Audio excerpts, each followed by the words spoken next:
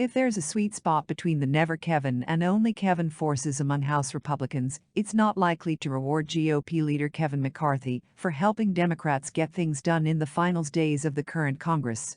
So it is that McCarthy's internal GOP campaign for House Speaker is colliding with year-end goals, including some that Democrats share with other Republicans on Capitol Hill. That could come at the expense of legislating this year and well beyond, and brings an early and telling clash with Senate Minority Leader Mitch McConnell. McCarthy has been working, in public and in private, to hold up a spending package that would avert a government shutdown and carry the status quo into what he hopes will be his speakership, starting in January. The House on Wednesday night bought itself a week to finalize a larger spending deal, with an extension passing with the support of 9 Republicans and the unanimous backing of Democrats. McCarthy had called out the Senate for putting a final spending bill in the hands of 2 retiring legislators. That includes Senator Richard Shelby, R. Alabama, the vice chairman of the Chamber's Appropriations Committee, who is working with McConnell's blessing to get the best deal Republicans can under the circumstances. McCarthy on Wednesday said it was an inappropriate question when asked about the trouble he is having in getting 218 House votes on becoming the Speaker next month. But that's the biggest question lingering out of last month's midterm elections, and the difference between what McCarthy says he wants to happen and what he actually wants matters in how it ends up being answered. Business as usual may not be popular, particularly in a conference still in the minority, but about to take over the majority.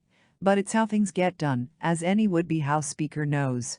Georgia's Secretary of State Brad Raffensperger is calling on state lawmakers to end the utilization of runoff elections. Georgia is one of the only states in the country with a general election runoff. Raffensperger, the state's top elections official, said in a statement on Wednesday. "We're also one of the only states that always seems to have a runoff. I'm calling on the General Assembly to visit the topic of the general election runoff and consider reforms." Critics of runoffs have highlighted the multi-million-dollar price tag of these elections, calling them wasteful. The Secretary of State also pointed to tight deadlines and the newly abbreviated 4-week period between each election day and the subsequent runoff as reasons to do away with the system. "No one wants to be dealing with politics in the middle of their family holiday," Raffensperger said. Another reason that the system has garnered criticism: its racist history.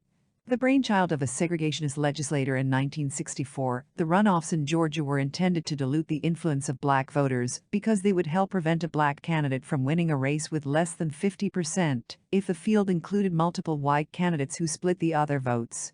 Raffensperger's call comes a little more than a week after 2 black candidates competed in the state's Senate runoff, with Democratic incumbent Raphael Warnock winning his re-election effort against Republican Herschel Walker. The only other state that holds runoffs in general elections is Louisiana.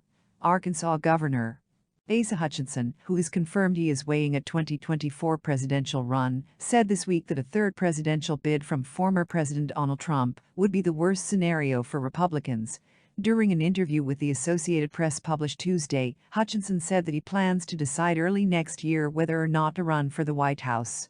Hutchinson's comments are the latest examples of conservatives not automatically falling in line behind another presidential run by Trump, the GOP's most prominent member, especially following the midterm elections, where Republicans did not perform well relative to expectations. Senate Minority Leader McConnell separately indicated to reporters this week that he felt Trump shared the blame for the party's failure in key races this election cycle. McConnell suggested on Tuesday that Trump's mistake was involving himself in primary races and endorsing candidates who were not strong enough to win their general elections.